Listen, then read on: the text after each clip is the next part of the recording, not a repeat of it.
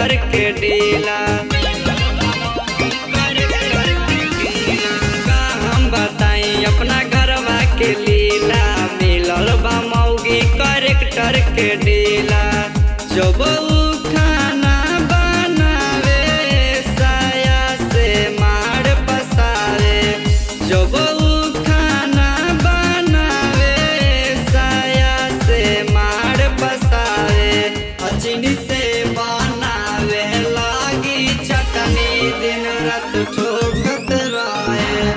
मिलल बा मौगी गोबर ठोकनी, दिन रात ठोकत रहे।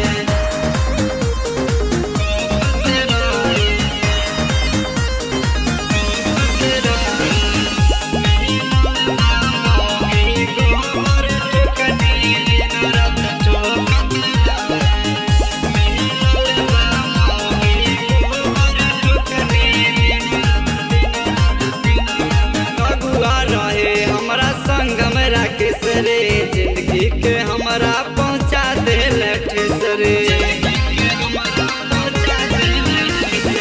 अगुआ रहे हमरा संग में राकेश रे, जिंदगी के हमरा पहुँचा दे ठेस रे। कहे दे हाथी रोशन रवि सब दुखवा अपन, कहे दे हाथी रोशन रवि सब दुखवा,